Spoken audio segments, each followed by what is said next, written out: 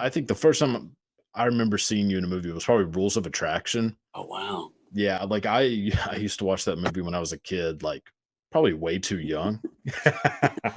Dude, it was I don't know, man. It used to come on TV like on IFC all the time. And Really? as a yeah, oh yeah, yeah. And like as a kid, like too young of a kid, I would just watch that movie and was just like fascinated by it. Because I'd only ever seen movies that were very like, mainstream type Mm. movie. I think that's probably like the first, like, I don't know if it is technically an independent film. I mean, I guess it is, but I guess it is too. It was a sequel to it's Bret Easton Ellis yeah. who did American Psycho and Less Than Zero. It Yeah, was a it's a follow up sequel to Less to Than Zero. yeah, well, and then like the Norman Bates, I mean not Norman Bates, Patrick Bateman. Jesus. The Patrick Bateman Cousins. character from American Psycho. I think like his brother is one of the characters, isn't he? Yeah, they're all In like Rules of related. It's something like that. Yeah. Yeah. And because I like you in that movie, like you are incredible in that movie. And so I was wondering, like, playing a character like that who's just amped up to 1,000, like, what's the time difference between scenes? Like, where, they call cut and then you're just standing there for X amount of time? Like, are you having to stay in that kind of like a mindset the entire time? Or do you kind of have like a switch to flip it on? It's really once you get a flow with your director, you can Mhm. figure out what that's going to be. 'Cause some directors like to really work through a whole scene. Yeah. Some directors like to pick up pieces, but somebody like Roger Avery is really going to let that whole scene breathe. Yeah. So, but a character that's that intense, it's a lot harder to go in and out of scenes, like because that character is you got to ramp up to that energy. Yeah. So it's like working out. If you stay cold too long, you're going to lose a lot of that. So Yeah. something like that, because he is so intense, because he is so amped up. I often, and it was kind of, in all honesty, it was kind of fun to stay in that place. I'm talking Yeah. shit to Vanderbeek and all this other stuff. And that monologue took me like 7 days just to figure out, like, Yeah. who's motherfucker 25 times in one monologue. Like, I Oh, fuck like this. you're in a Martin Scorsese movie. Yeah.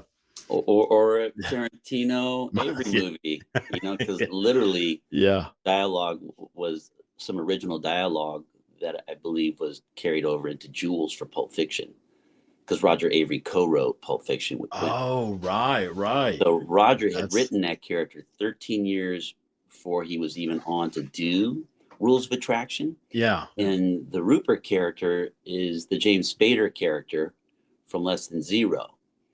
Now, the Spader character in Less Than Zero is more true to the book. He was kind of like Mhm. a wannabe coke dealer, Yeah. not Yeah. like a Yeah. hard ass hood coke dealer or a real business coke dealer, Yeah. which is what this Rupert was. So Mhm. Roger had written those. He says, Clifton, I've been waiting 13 years to hear this dialogue. It's spewed. And then I was like, it took me 7 days to figure out. I said, I've got 3 ways to do it, but one way I think is pretty much it. And I realized when I hit the cadence, like Sam Jackson in Pulp Mhm. Fiction, that the character worked. And I was like, oh, duh. Roger wrote Pulp Fiction. Of course it does. And even Roger was Yeah. like, you remind me of somebody I really like this way. Yeah. And I'm like, but you remind me of something. Like, I know. But Yeah. also you wrote Pulp Fiction. He's like, oh my God, you're right. I did. I forgot. Jesus. Yeah. That's a hell of a thing to forget. My It's God. You're so deep in the forest. I've got so many people telling me, yeah, I loved you. And then I'm like, what? That wasn't in that. I'm like, yeah, you were. I'm like, oh my God, I was. That's what I was wondering too, because obviously, if you're filming a movie, like, you're not there for the majority of the scenes that are being filmed. You're there for like your parts and then off you go, I imagine. So like have you ever put on like had a movie on TV and then halfway through realize, oh shit, I'm in this? Uh That is to me is such an alien idea to think, but it makes perfect sense. Do you remember what movie it was? There's a bunch. Really? Oh yeah. Oh yeah. There's So a bunch. yeah. Damn. And there's some That's movies yeah. I've never even seen actually that I've done. There's some projects I've never had. There's some even today that I haven't seen. Do you wanna see them? Or, like, does it Yeah. weird you out to see yourself, like, in a No, movie, like, or on it's screen? oftentimes it's the process, like the memories that come with it, because you know you're spending you're spending a series of hours, if not days, on one single moment. So it's Yeah. like if we relive this moment, 40 times, like the last 5 minutes, Yeah. it's going to be burned into your head, and you're going to have little memories in between every little thing that happens. So Yeah. it's I'm not going to say they trigger me, but sometimes I just don't want to revisit. But now I've spent some time away, enough time away for certain projects that I'd love to see what I did. Yeah. I know that's gotta be interesting because, like, you think the average person doesn't necessarily have that sort of time machine ability, to, like, see themselves in something like 20 years ago. Like, I mean, it's a very rare thing for someone to be able to do. So, like, at any moment, you could go on, whatever streaming site and be like, "Oh, let's see how I was sounding 20 years ago." Like, it's Yeah, it's that's a true. weird phenomenon to have. Like, Yeah, no, that's trippy. yeah. Did you have a backup plan? Like, if this didn't work out, like, or do you believe in backup plans? I do. And I told my mom, he goes, well, you got to have, it's a tough business. Mind you, I come from 5 generations of entertainers going back Yeah. to the 1850s, Spain. Yeah. Um, so, you got to have a black backup plan when things go bad. So I do have a backup plan. I said, my plan B is my plan A. So Yeah. who wouldn't That have that answer? yeah. He's all right with Yeah. it now. Well, yeah, I'd imagine you kinda cemented yourself by now. It's like, "Yeah, I think this is becoming viable for me." Yeah. Yeah. Yeah, I have to imagine because you just think that the chances, like, what are the actual chances? And if you just go off of that, no one would ever become an actor, like, or a musician or fucking anything that, as a doctor's even a small percentage compared to the ones who try. Like, yeah, so I always wonder if, like, a backup plan hinders that, or to, like, because some people think that it helps. I don't see how it helps. I think you got to remove safety nets. I agree with you. And I think that's maybe why I did it at such a young age. Like I dropped out of college. I had like 4 jobs. My mom was like, "What if you don't make it?" I'm like, "Mama, what's that mean?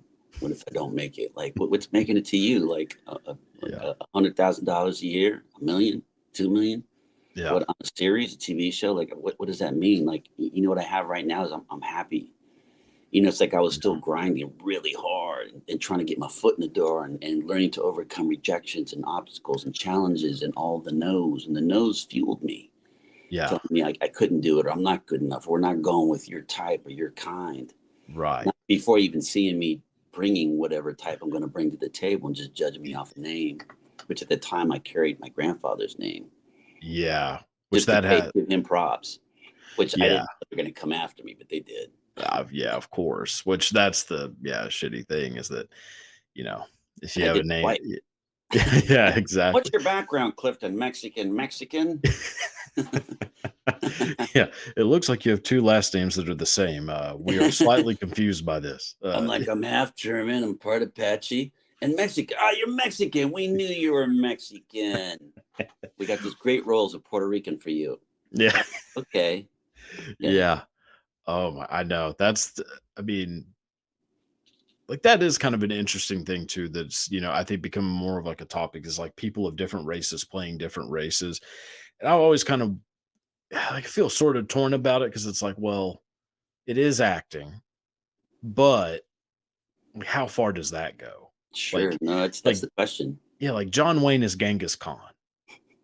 Probably not the greatest casting, I imagine, but and they wouldn't do that now.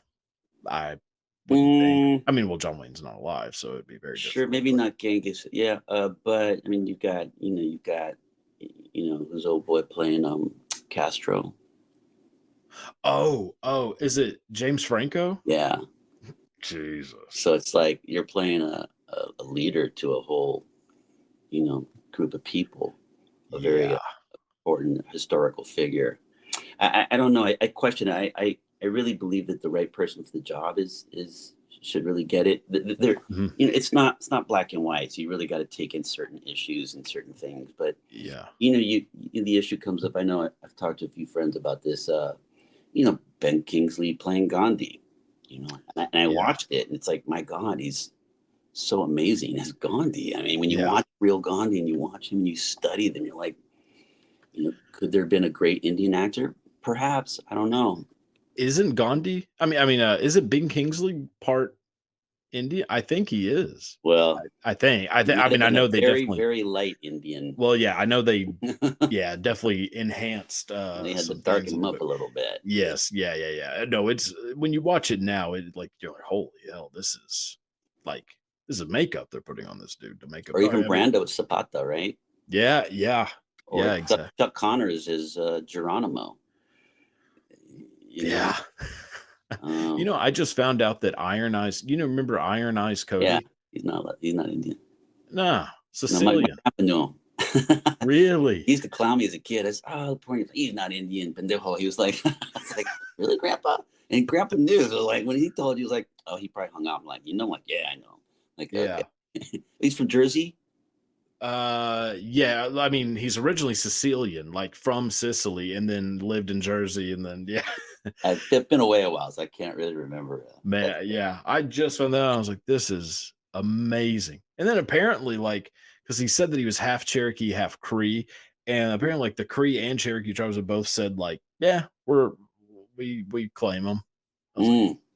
all I right, I mean, guess. I mean, here's the yeah, thing: if you're going to get exposure, good exposure, I yeah, mean, if you can claim somebody to help open those doors, I'd rather get the help than not get the help. If I need some yeah, undercover agent to help open doors for my people, then so be it. You know what I yeah, mean? yeah, dude.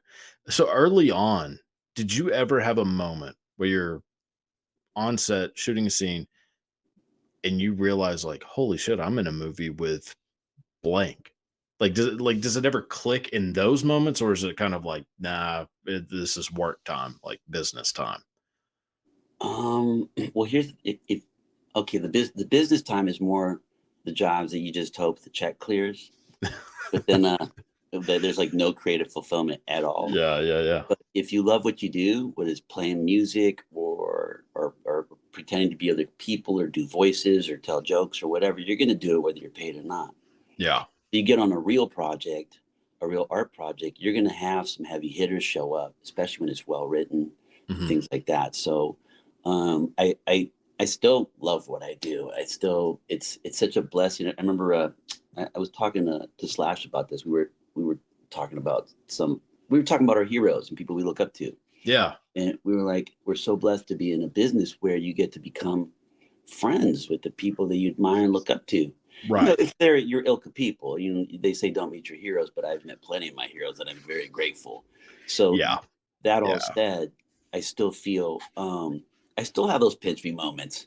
yeah, Like even like something on Westworld where I'm like deep into my career. I had a moment where Ed Harris and Ed was like, "Hey kid, we got 45 minutes of going up this mountain." I'm like, "Cool, I'm right behind you." So we took off on our horses and went up this huge mountain, and we couldn't even hear our crew anymore. Like they were yeah, this tiny, like way down there. You couldn't hear planes or cars or no set stuff. And I had a moment yeah, just sitting there on my horse, like, wow, just hearing just the wind through the canyons and the swallows and the clouds. And I'm like, man, this is just like the 1800s. This is like how it really would have happened. And I'm on a horse, and I've even got my granddaddy's belt, his belt with his peacemaker on it. yeah. Guy next to me, man in black, all black with his crazy pistol and rifle. And it's got a striking resemblance to Ed fucking Harris because God damn it, it's him. It's fucking him, and I'm on a horse. What the fuck? I'm doing Westworld. I had that moment. Yeah, This is like season 3. yeah. Still, I I mean, still that's have those moments. I love yeah. it, man. Oh, it was during filming season 3, so not Yeah. even season 1. See, yeah, I'm thinking like day 1 of It yeah, doesn't work. yeah, Like, well, the good ones, and yeah, and that doesn't mean they were easy shoots. There's a lot of challenges yeah, in Westworld that we all met head on, that we embraced, we loved, we did it together.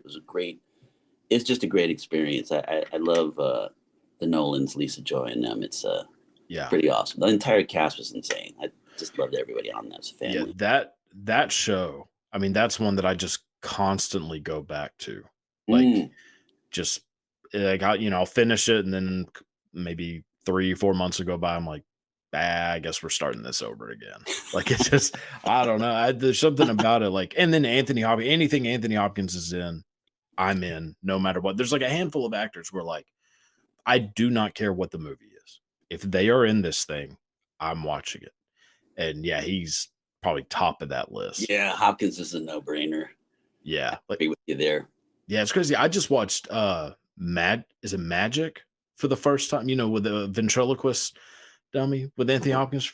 Oh, You know how what is I'm talking that? about? Uh-uh. Yeah, it came out like in 79, I think. So it was like a pretty early Anthony Hopkins. Wow. Oh, yeah, And yeah, yeah. yeah, he has like a ventriloquist dummy and he like, is like paranoid schizophrenic kind of like it is. I mean, I was watching, I was like, Jesus Christ, like how have I never seen this movie?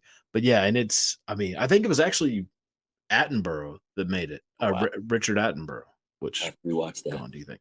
Yeah. Yeah, I'll catch myself like, yeah, just thinking like, how have I never seen these movies? Like, is there a movie like classic, famous, big movie that you haven't seen that you're like, how the hell have I never seen this movie? Oh, there's lots. Oh, Really? I love looking for those gems. Oh my God.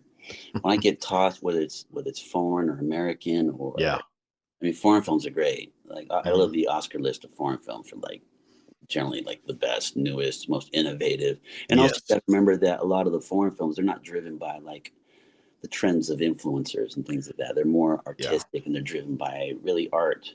So you're going to get a lot more Mhm. depth in the foreign films. So Yeah. I grow a lot more from watching those, but my business is what it is. So Yeah. you know what I mean? But I always love stumbling across a gem. And honestly, I probably have a stack of DVDs that I know are gems.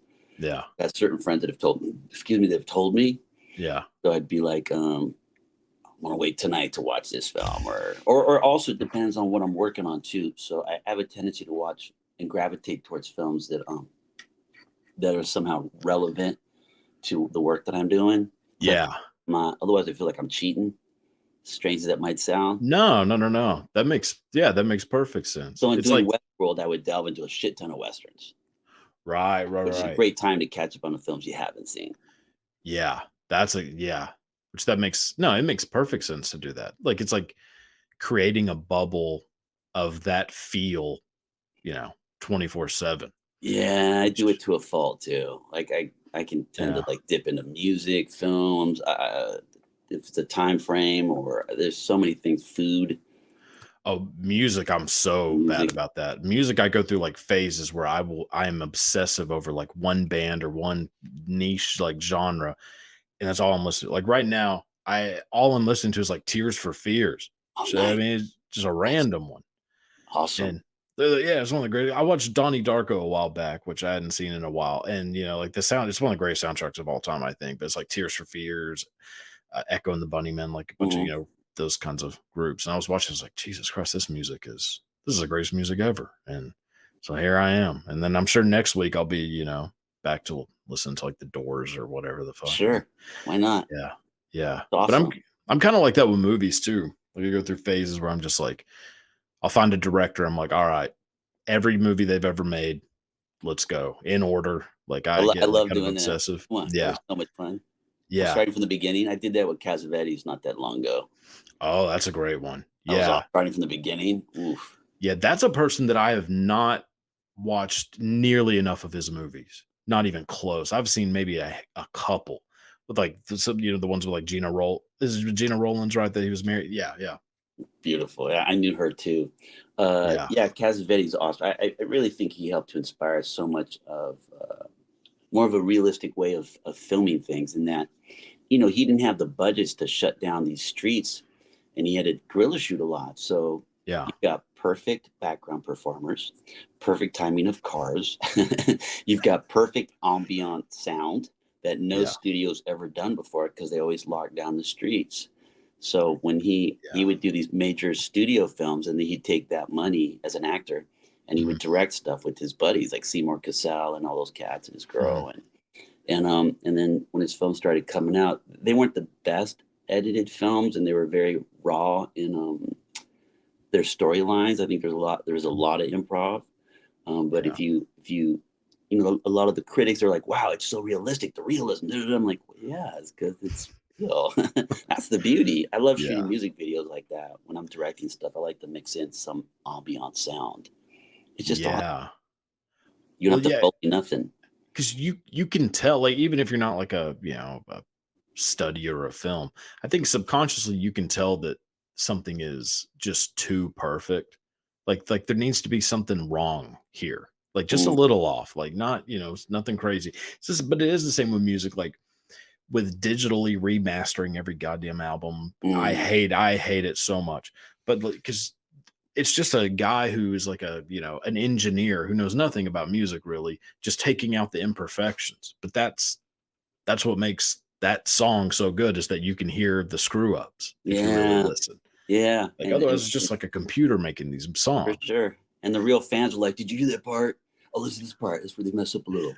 Or you're like, Yes. they do the second note again. Oh, I am Pink such a fan Floyd, of that. you hear. Yes, yes. Or like Roxanne, the beginning of Roxanne, Sting accidentally presses on the piano and they left it in that little note at the I beginning. It's love that shit. yes, me too. And like I think Sweet Home Alabama, there's a part where like Ronnie Van Zant, you can hear him in the background say goddamn not my fucking donuts. And it's because somebody knocked over a thing of donuts off of one of the guitar amps. I And they need, just I left it need in to, there like, I need to yes. listen to that one. Yeah, I'll mark it and I'll send it to you. I It's would love that. because you can hear it clear as day when you know that it's there. And Otherwise, I yeah, love donuts. oh, who doesn't? What's your go-to? Do you go like filled or just plain? I mean, in all honesty, I used to go filled, but I now that I'm a little older now, it's like I got to watch what I eat. It's like I'm on Yeah, the run. It's like yeah, am I ready to put in that gym time for what yeah. I ate? And it's got to be a little. If I had some healthy donuts, that would be really awesome. Oh, I like Danny Trejo's donuts. His stuff is off the hizzy. dude. I just found out that he was hypnotized by Charles Manson when he was 17. Was he? Yeah. I don't think he told me that. That's so fun. I got to ask him about that. You should, yeah, you should, because obviously, who knows? I mean, I didn't ask him firsthand, so maybe, but yes, like the story is that whenever, San Quentin. no, this is actually, I think, LA County Jail. Um, so this is actually before the murders. Like, so this is pre, yeah, yeah, yeah. So this is when Danny Trejo is 17, which he is way older than he look. I mean, that dude looks like the exact same that he's looked my entire life. But yeah, I mean, it's so crazy. But yeah, when he was, I believe, 17, he was in LA County Jail with, I mean, Charles Manson, who nobody knew who he was at the time. But Charles Manson used to hypnotize inmates to like making them think that they were high.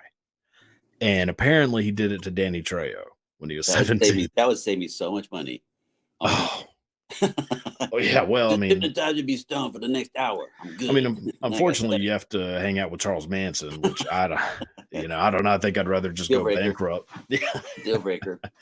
Yeah, that's which I was actually last night watching Once Upon a Time in Hollywood, which probably for about the 70th time. Wow. That man, that's like when you get a call to be in a movie, like a Tarantino movie, that has to be just, I don't care what it is, I'm in. hmm Like, is that one of those hmm situations? And also, you don't know. He doesn't know what it is either. I mean, he's got ideas, but there were so many different versions of Once Upon a Time, and we shot so much stuff that didn't make the film cut per se, but Hmm. when he was showing it as Beverly Theater, he was showing the three parts of the pilot that I did with Leo and Lee Yeah, Perry, rest in peace. yeah, yeah, Um, that might have had something to do with it too, losing Brother Perry. But during when he's, I think Monday he showed the first act, and I think Wednesday was the second act, and Friday was the third act of the pilot. So you had to go to his theater to watch that actual pilot, which originally was just going to be in the film, because he was going to open the whole movie with that yeah, initially. man. And it's That a lot of fun. yeah. Like, just he has a little bit more fun than you do, which is weird because you're already having, like, you're pushing the pedal to the metal and having a blast, and then Yeah. QT comes along. He's like, "All right, man." He goes, "I really like what you're doing, Cliff. You know what?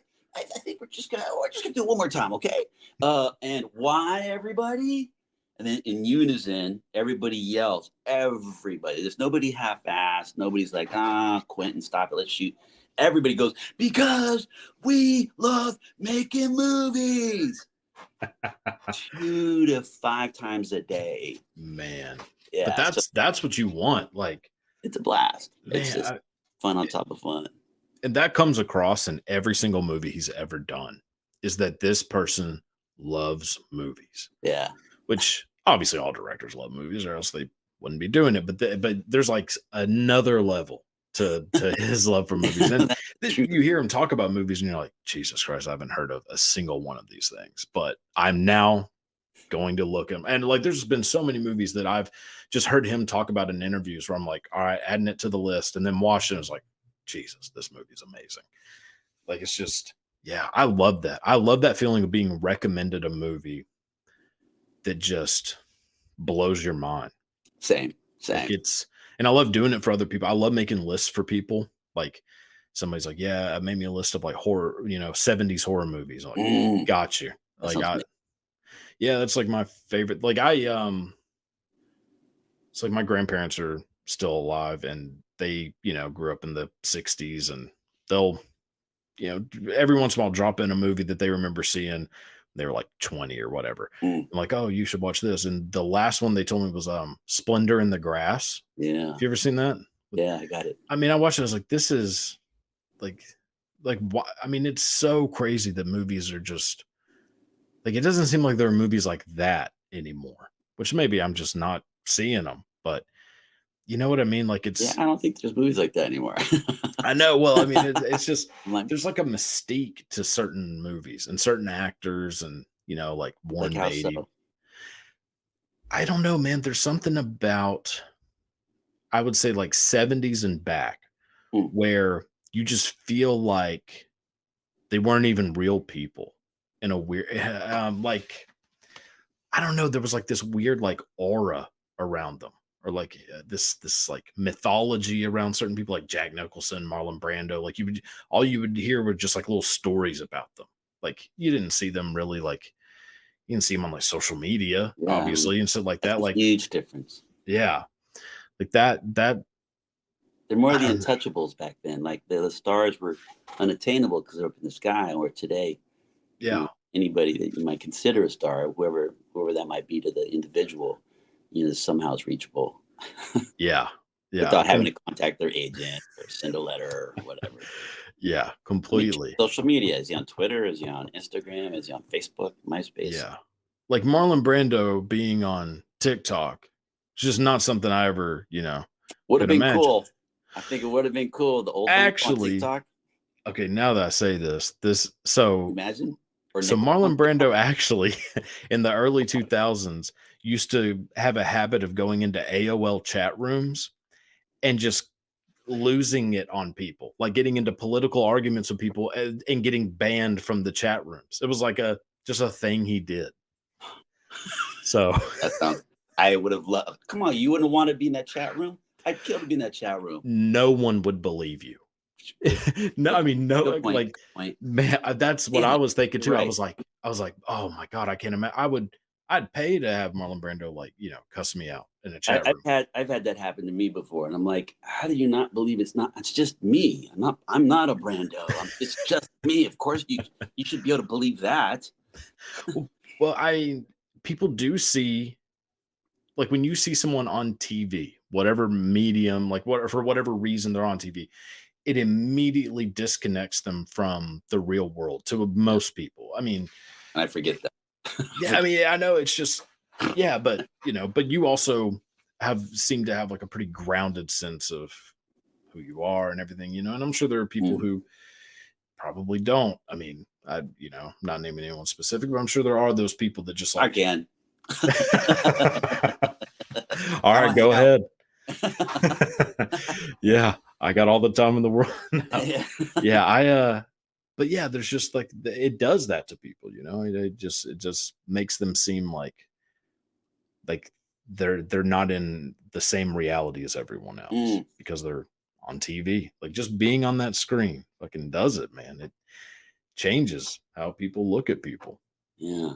And now we're in a day and era where everybody's kind of on screen. Maybe it's not a Warner Brothers production, but with Yeah. your TikTok channel or your Instagram or whatever it is, you get your followings and your fan bases, and there's no red carpet for the screening of a TikTok thing, but it's more or less it's evolving into that, right? Everybody's got their own little channel, so to speak. Yeah. Everybody becoming like a micro celebrity Yeah. is interesting. I Hmm. don't know if it's good or bad. Maybe probably both. I mean, I'm sure there's some good. I'm sure there's some bad. Like it's been good for me. I mean, I don't consider myself to be like, like well known or some shit, but like, I'm getting to do shit that I enjoy doing and I don't Yeah, have and to then people, work. I enjoy what you do. That's why I Thanks, put man. across you. I was like, this guy's dropping some bombs. I love this. I got to listen to this cat. I love it. Thanks, It's man. engaging, intriguing, and informative, and thoughtful, and researched.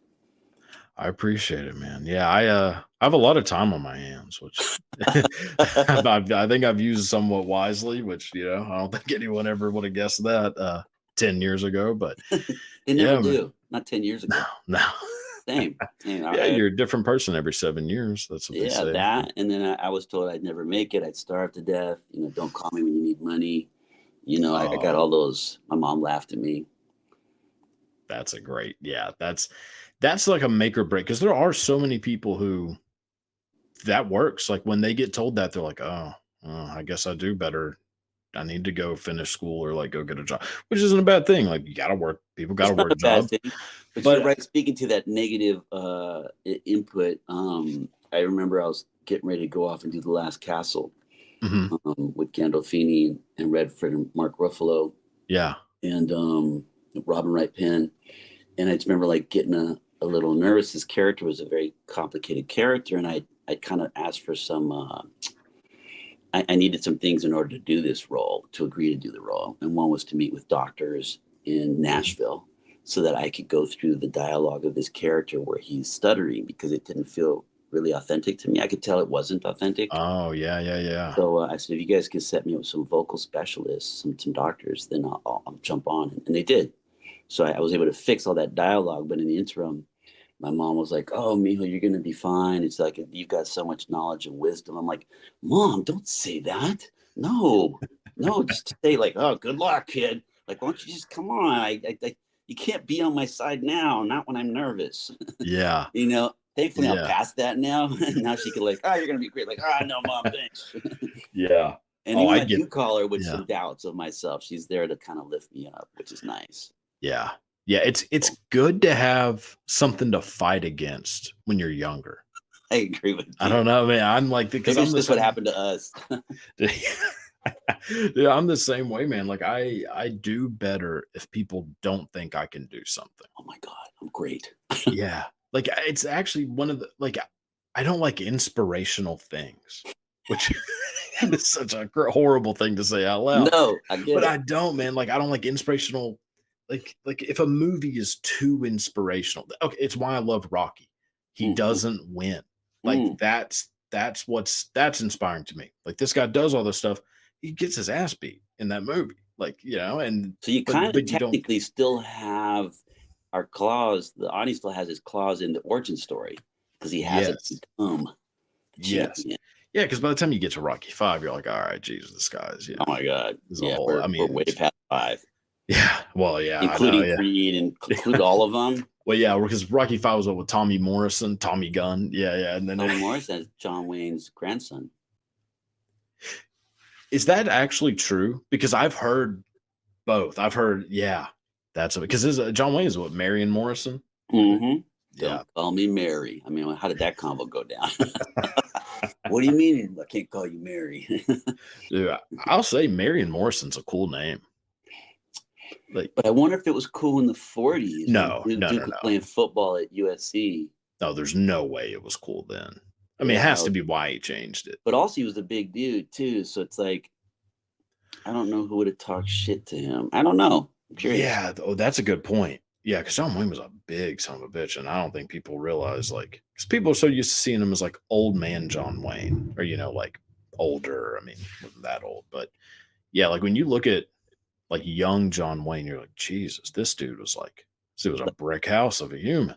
Like Red River, Yeah, yeah, yeah, yeah. Wasn't I mean, wasn't your grandfather Stagecoach. in movies with him Yeah, my in grandfather Rio?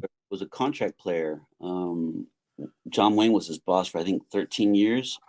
So he did High and the Mighty was his first film with William Wellman, and then he went on to do Rio Bravo.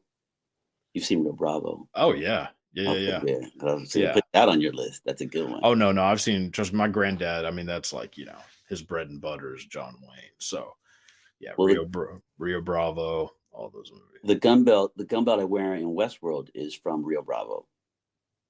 Is it really? Mm-hmm.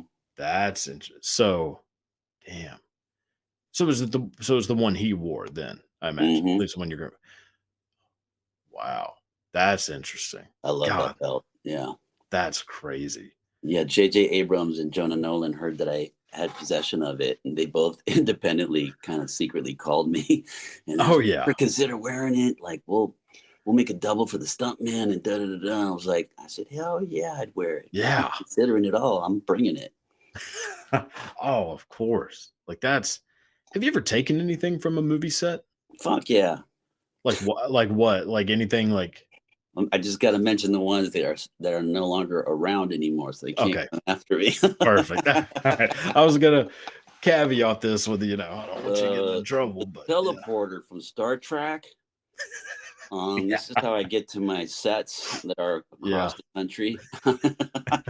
Don't tell JJ I stole it. yeah. Um, yeah, I looked at that teleporter on when I was doing Star Trek with Eric Bana. I was like, if I could just steal that thing, I could go anywhere. Oh I won't man. need my frequent flyer miles anymore. Oh no, Delta Lounge can kiss my ass. Like I Oh don't my need. god.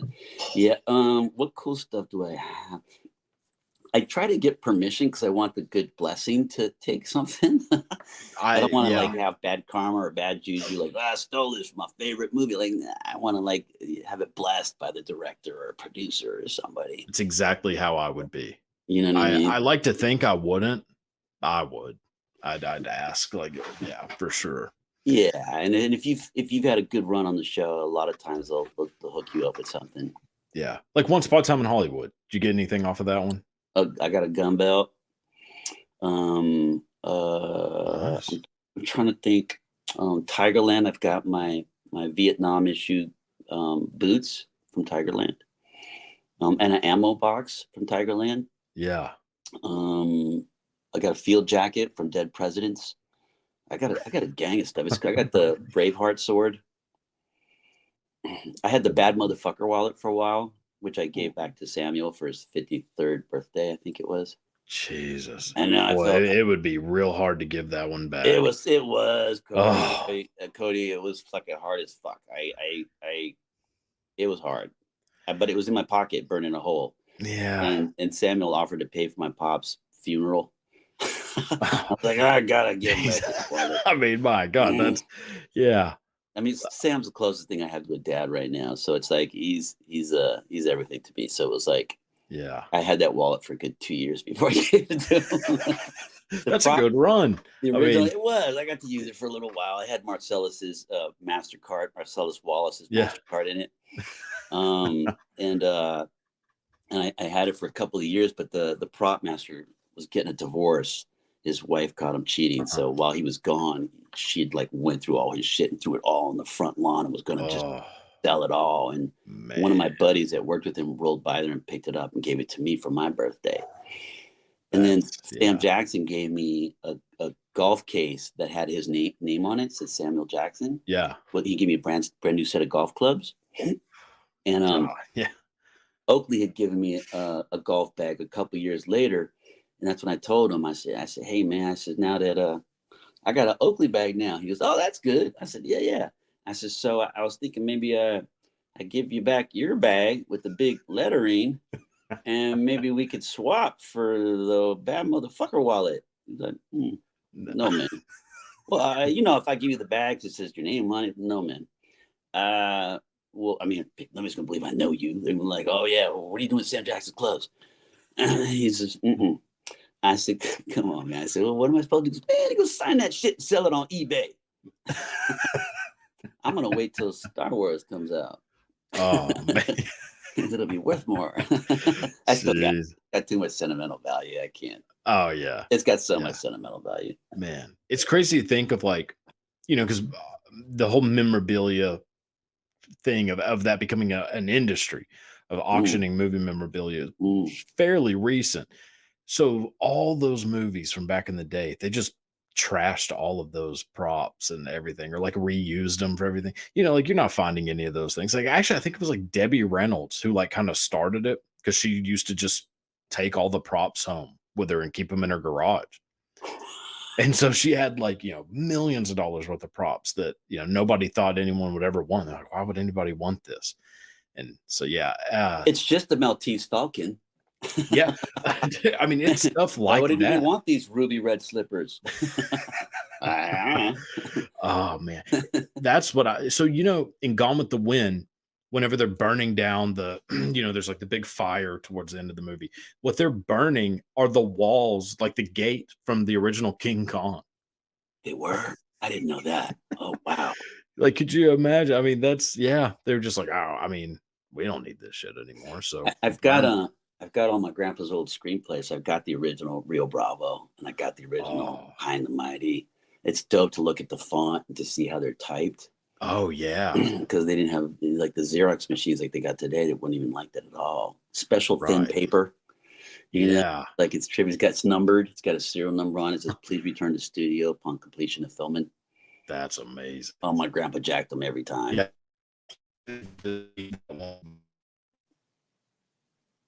They do it. yeah, dude. If you could have any prop from any movie, what would it be? Oh, I don't know.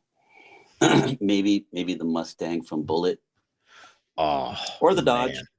man, man, the Mustang from Bullet. I think I'm with you. That is, yeah, yeah. I Uh, think as a kid, that was like, Bullet, Billy Jack. Speaking about the 70s films, the mhm, Dirty Mary, Crazy Larry, yeah. all those films, Walking Tall. I love Oh Smoking yeah. the Bandit. Smoking the Bandit would be a good. That's one that's on my list of movies I've never seen. I know. Oh, so excited for you. I'm so excited for you. I have almost watched it 30 times. And Wow. I don't know why. Like I know I'm gonna like it. I already know. I already know I'll like it. And I just don't watch it for some reason. I end I up can't wait. watching, yeah, I end up watching, fucking Splendor in the Grass for the 30th time. Like I do have a weird thing of just comfort. Like I wanna just watch the same thing over and over. We're creatures of habit, but like you said, you fall into these genres. Maybe you're just having a little romantic phase. You need little moment. It's Smoking the Bandit's obviously a different genre, but to watch Burt Reynolds like in his prime and Sally Field as well, which Mhm. kicked off a whole romance.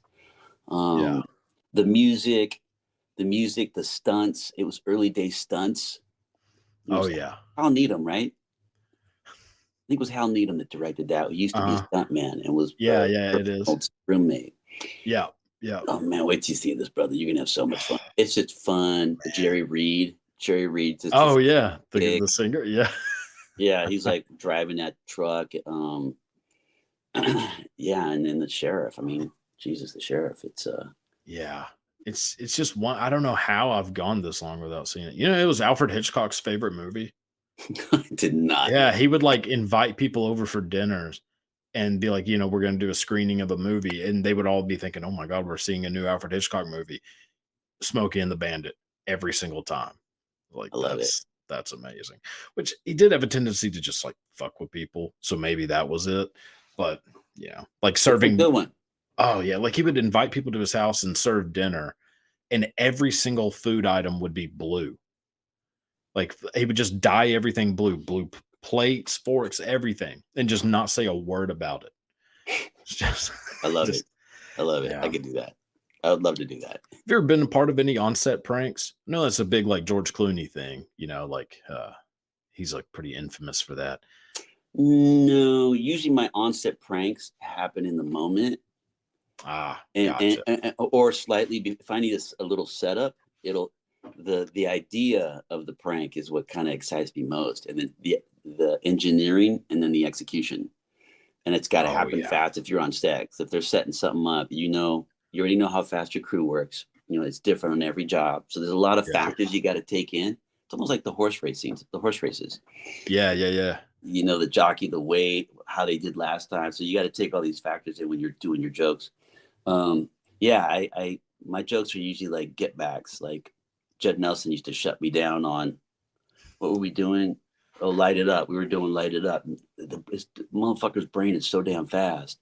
He's funny as fuck, and he's just a machine gun with his thoughts and his ideas and his jokes and his sense of humor. I couldn't get him at all, and he was just clowning me. And we were already friends for a while. And I was like, I'm gonna get this dude. I was in Chicago. It was 1999. I went and rented a VCR. I took it back to my apartment. I went and rented The Breakfast Club, and I watched that speech about the father and son. Hey, Dad, yeah, son, fuck you, fuck me, fuck you. So I studied it. I studied the whole fucking speech. I memorized it. I took my time. It wasn't a race. I was just because Judd's so fucking fast. I want to make sure there's a lot of people on set.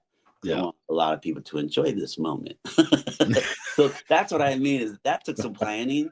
And then I had to wait for the right hit, so and to make sure that he was calm and not thinking that I was trying to get back at him. So as soon as I had plenty of people there, and then I had my moment, I just growl, I hit him, and I didn't even get to finish the monologue. I mean, I finished even though he left, but I'm like a sentence in, and he's throwing his hands up, and he goes, I'm out. I'm like, wow, that was cheap, quick. Oh man, that's a great prank. Shut him down. Yeah, that's a good one.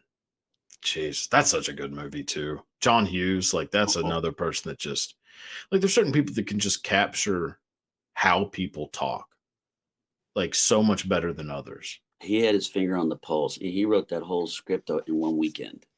That's insane. Just one sit down from Friday to Sunday. Jesus. Or like Lawrence. And he would make cassette tapes as well. He'd make cassette tapes for every cast character. That's at the end of every week, he would have the tape for you. Of like music to listen to like get in character. An enormous library of music. Judd told me he had literally a library. I love that. He thought it should be donated to the state where he lived. Should. Yeah, Illinois. I mean, he's from Chicago, wasn't he? Yeah. Mm-hmm. Man. And to get the stories from Judd, like, I'm like, dude, we should just fucking screen Breakfast Club and just have you doing a commentary. I mean, if I just to see that, like, that's one of my favorite movies, and his character, like, it was one of those people that, like, you wish you could be that guy, but then reality for that guy is not. It's actually the principle's right the whole time. Like that's how that character ends up. Like which that's how you become an adult when you side with the grown-ups in movies. Right. Yeah, you're like, these kids are assholes. Yeah. Like I'm stuck here on the weekend too, dickhead. Like it's it's not just you. Yeah, that's an interesting one. Or like Lawrence Kasdan. Did he write The Big Chill or just direct it? That's a great. Because I can't remember. Because that to me, that's the greatest like dialogue in a movie. It's really good. And the score, the soundtrack to that is. Oh my god, that might be the greatest soundtrack of all time. Actually, Easy Rider.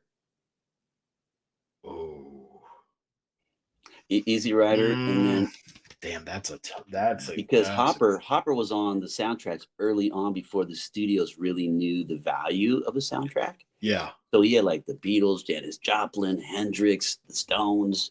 Like if you look Steppenwolf, if you look at that album, and then by the time The Big Chill happened, they'd already established soundtracks.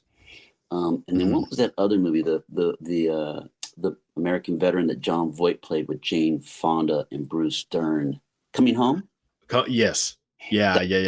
Now they had a lot of money, studio money. Yeah. Because you're watching that, like if you appreciate 70s soundtracks and you like just start to listen to the cool ones and you get to that one, you're like, okay, wait a minute, you guys just have way too much money. Like you're just showing off like 2 Rolling Stones, 2 Beatles songs, like really? Yeah.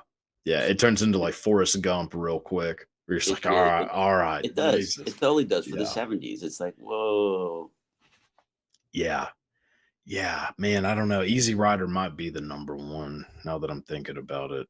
That's a tough one because that's probably like the first movie to have like a soundtrack be released where it wasn't like original scores, like because obviously there were movies that they would release the vinyl and it was like the score of the film or whatever. But I mean, I know Kenneth Anger's the first person who put popular music on a movie.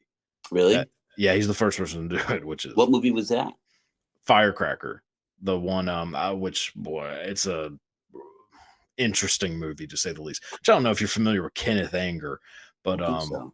so Kenneth Anger was like just grew up in Hollywood, was childhood friends with Shirley Temple, and he Mhm. ended up getting heavily involved in like I guess you'd say like Satanism, and he was crossed paths with Charles Manson a handful of times, shockingly. Like Bobby Probably got Boussaint. around, huh? So, yeah, yeah. So I don't know if you remember the name of Bobby Boussaint, but He was that was quite the networker. yeah. Well, he also hung out with the Rolling Stones and Jimmy Yeah. Page. Beach Like Boys. he made a movie called Lucifer Rising, which is like Mm. his big. I mean, if you want to call it big movie, but like Bobby Boussaint did the soundtrack for it. And Bobby Boussaint is the guy who ended up killing a guy for Charles Manson. Wow. Yeah, it's he died like last year, I think. Kenneth Anger, so rest in Did he? peace. Yeah, he was like 95. So Oh wow. yeah, rest in peace. I guess I don't know, but Firecracker? yeah, Firecracker. It was just like a short film that he made that got him in like a shit ton of trouble because it was like very homoerotic. And this is in like 1948 or something Oh like wow. that. Yeah, yeah, yeah. Yeah, yeah, yeah. Good But luck. yeah, and then or 1953, I think actually. But yeah, Still. he put like popular music in the movie, Mm. and it was like just a thing nobody had done. They're just like, oh, this is weird. It's fuck like, yeah. I don't know. That kind of stuff is just fascinating to me. Like Hollywood stories, like all those like yeah. Like if you could go back in time and star in a movie with any actor, like in their prime, who would it be? Damn, that's a good one. I don't know. Maybe Magnificent Seven. Oh, who would you play? Oh, I just want to be one of the They actors. just Because I want to jam with McQueen and Bronson. oh man. That's and Yul Brenner as well. I And mean, that's a you'll, yeah. Westworld connection, but yeah, yeah. Oh man. It And was it also James Coburn? Is he in Magnificent Seven Coburn. too? Yeah. Oh Yeah, yeah, yeah. he is. Oh, Yeah, Coburn. Coburn's badass. yeah. A girlfriend of mine, Nancy Bishop, used to run Venice Magazine, Hmm. and she called me one day to come by. She wanted to pick up some grass to go smoke with Jimmy Coburn, and I had to study.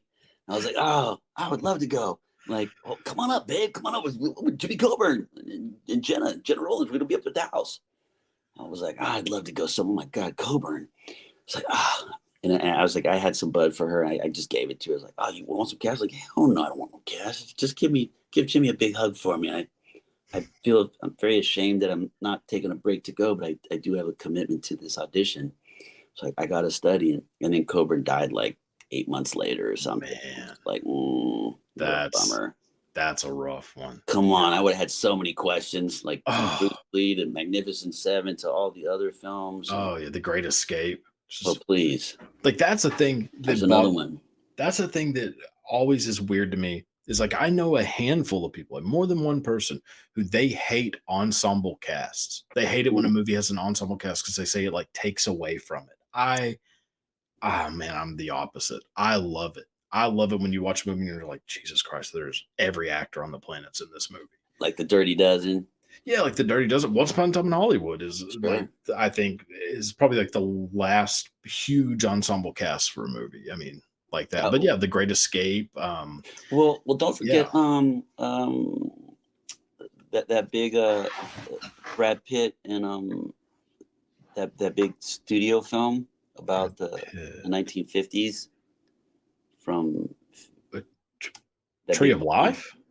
No, no, that's Terrence Malick. I know. I was gonna say. I'm The like, oh, Damien. Jesus Christ! I had the screenplay. The ginormous, like 3 hour long with Margot.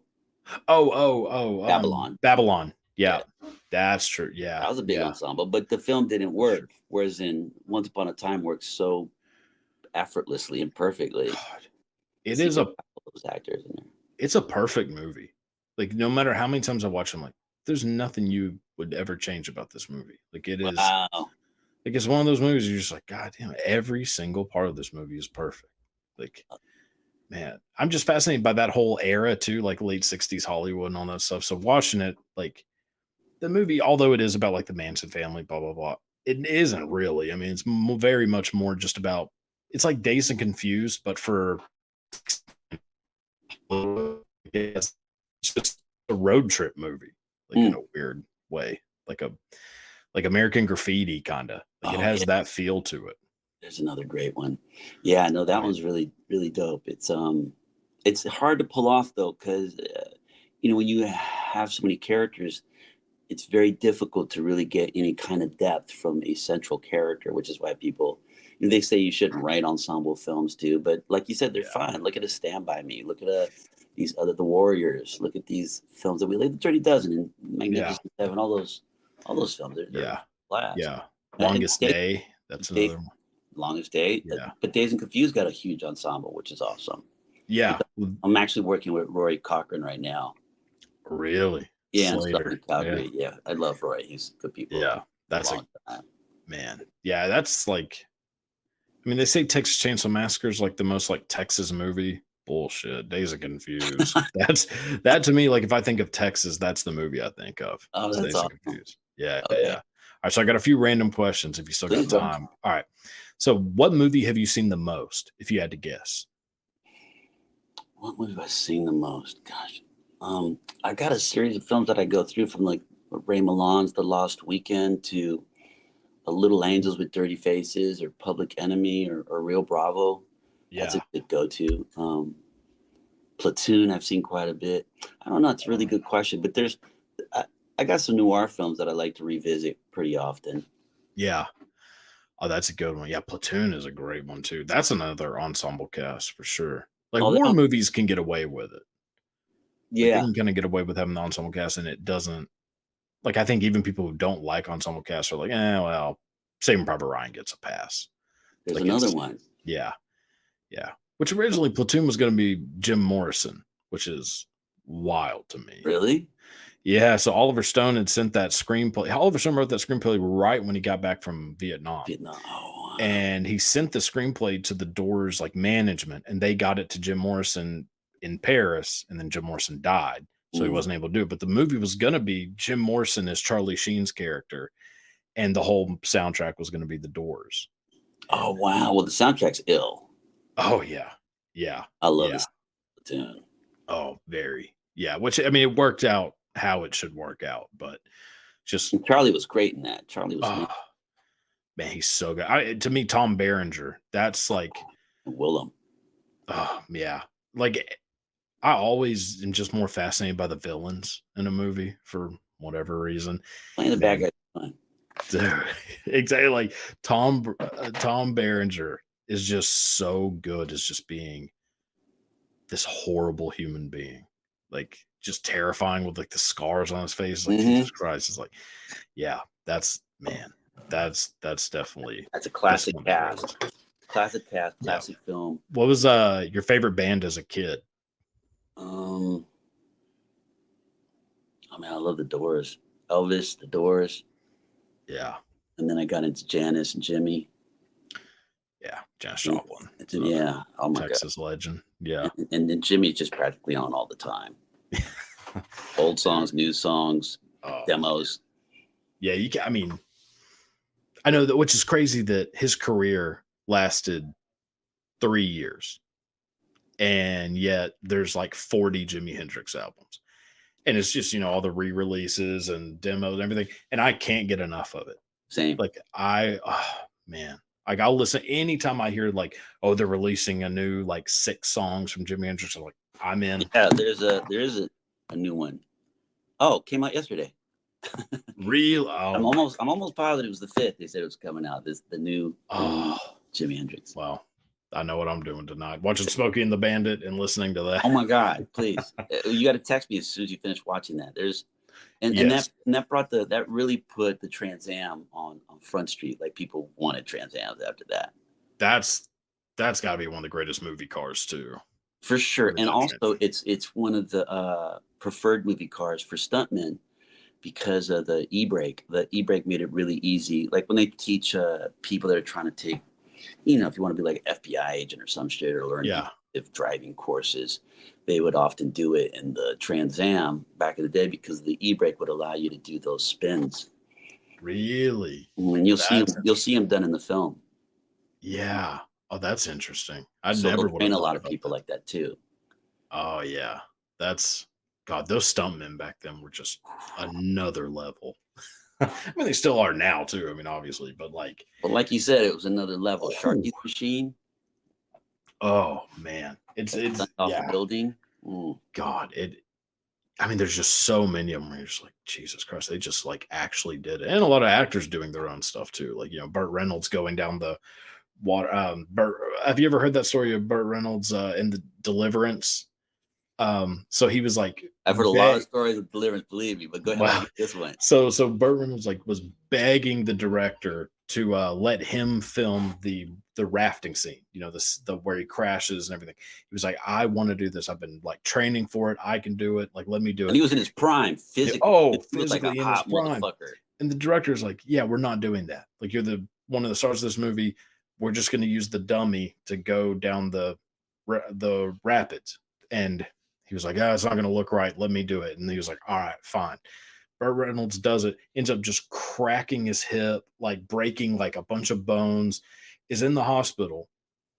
Director shows up to the hospital and Burt Reynolds is like, so how did it look? And he's like, it looked like a dummy going down some river rapids. After he did it, Yeah, yeah, because he's like, yeah, we could just use the dummy. Like it looked the exact same. I And did a yeah, play with Bill McKinney. Bill yeah, McKinney was the guy like, this one here's got a pretty mouth. yeah, yeah, yeah. Oh man, God, that's such a good one too. Oh, I got stories from him. I got stories from Judd because Judd was directed by Burt on a film, and they had to work overtime, or they were falling behind, so they pick up all these other days. So Burt asked if the cast would be okay with all these forced calls, Yeah. and Judd was like, "We're okay with forced calls so long as you tell us one great story at the end of each day." Whether it be Deliverance or Smoking the Bandit or whatever. He had a list of films that he wanted to hear. Oh yeah. And Judd also told me that Burt had lent him the Bandit. And Judd, unfortunately, was fucked up one day, was driving it, and went to go get gas, and broke one of the A-arms in the front when he hit the curb. Oh, Yeah. And then now he's got to call Burt to tell him that he needs somebody to come pick up the Bandit. that is. Oh man. I was like, what? The most terrifying phone call you'd ever have to make. Did that sober you up? Oh, I'd be in Betty Ford faster than Gerald. Dude. Oh man. Well played. Thank you. Yeah, that's a god damn. That's a fuck. Yeah, that's scary. When he told me, I was scared. I was ready to go. Oh man. Oh yeah, you got to change your name. Yeah, The everything, country. new ID. Yeah. Oh yeah. Go under witness protection. Oh, I'm gonna become a sheep herder in Mongolia so fast. Yeah. Oh man. What's the first movie you remember seeing in theaters? So, Jaws, Grease, and The Mm. Exorcist.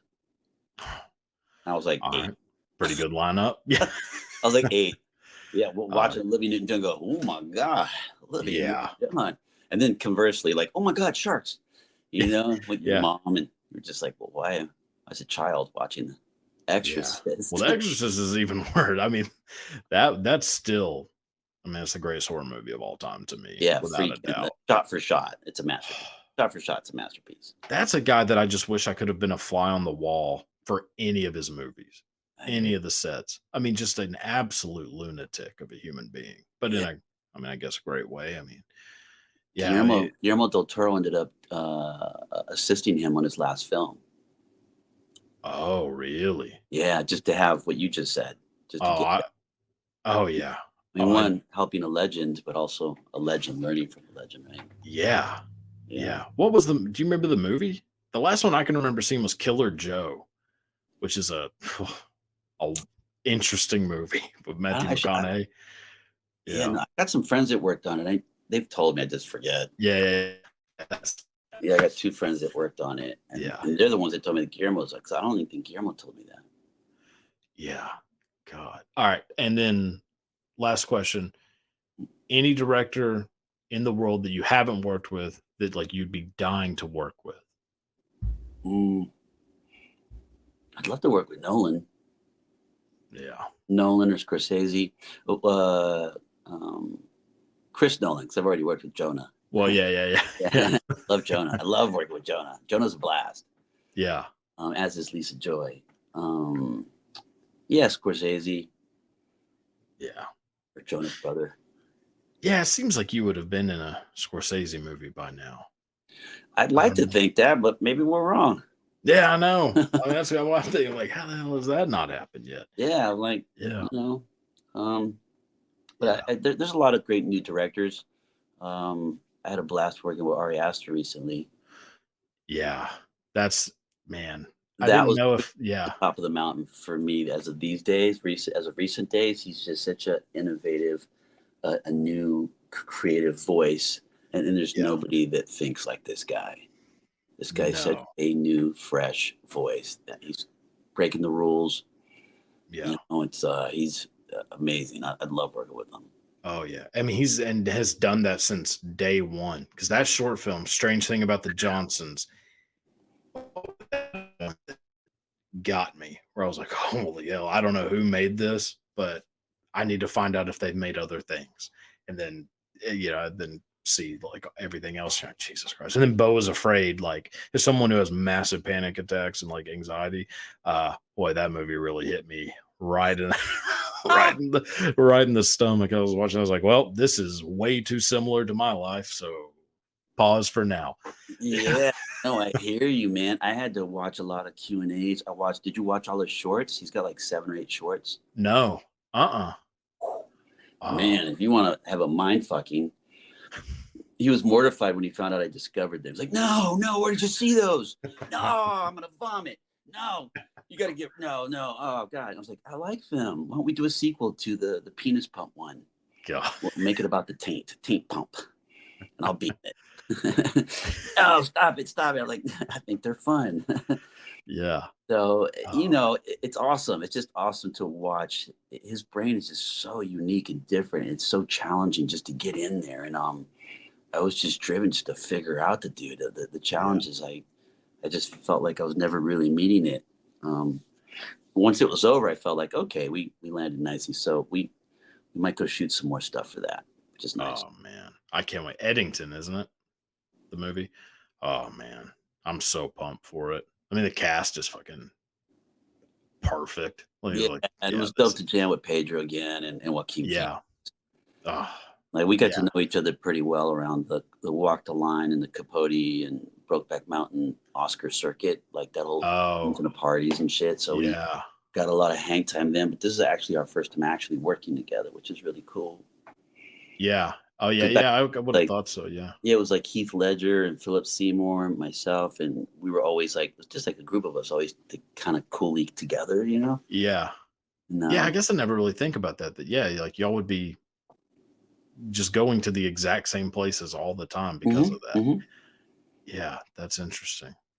Yeah. Yeah, so it's a cool little pocket, a little moment in time, and now some of those big dogs are gone. Yeah, I know. That's a rough one. I mean, that's one that I think about way too often, really, is like, I wonder what movies Heath Ledger would have been in. Mm, Like, I think about that a lot because I know he was, that George Miller was gonna do like a or not George yeah, George Miller was gonna do a Mad Max, like, before Tom Hardy, he was gonna do it with him, and then I think the day after Heath Ledger died, he was supposed to be meeting with Steven Spielberg about doing a movie about the, like the Chicago 8, like Abby Hoffman and mm, all that, which I think they ended up making that movie, like, or not Steven Spielberg, but somebody else.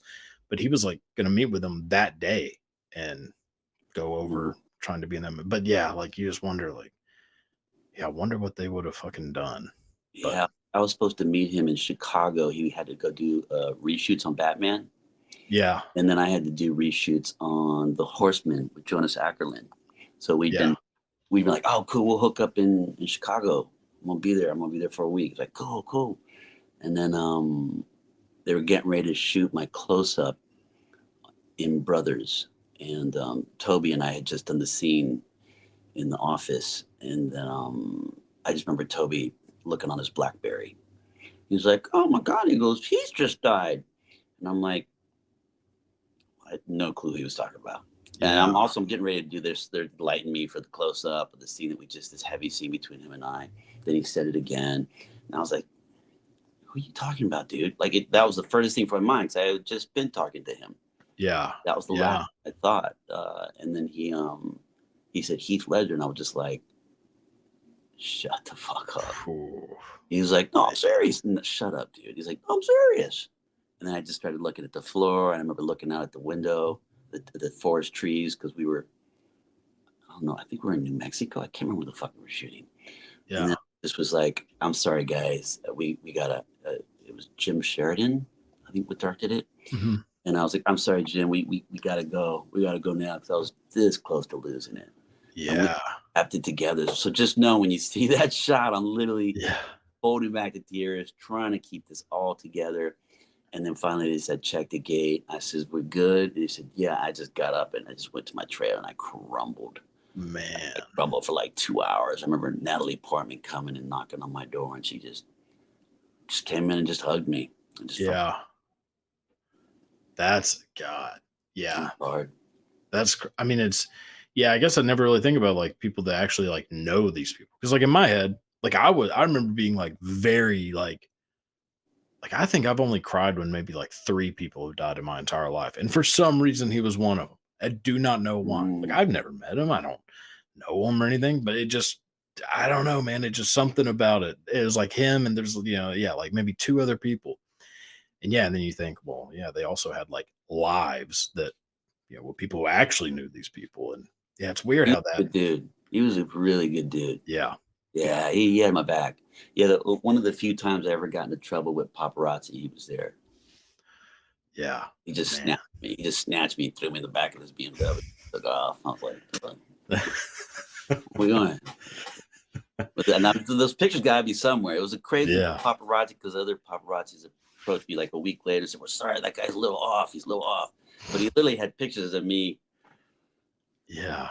you Oh, they know, gotta be out there somewhere. me and him.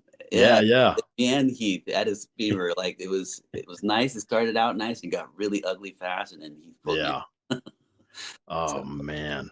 yeah. Yeah. Well, dude, thank you so much for doing this. I have had a blast talking with you, man. Likewise, brother. Let's do it again. Thanks, dude. Absolutely, man. So like, I mean, anything before we go, anything you'd like to promote, plug, like where can people find you, all that good stuff, the business side. Instagram, Mr. Whoopass, MrWupass. And yeah, man, I'm just hunkered down, getting ready to go back to finish this gig, and then going back to keep working on my grandfather's screenplay. Hell yeah, man.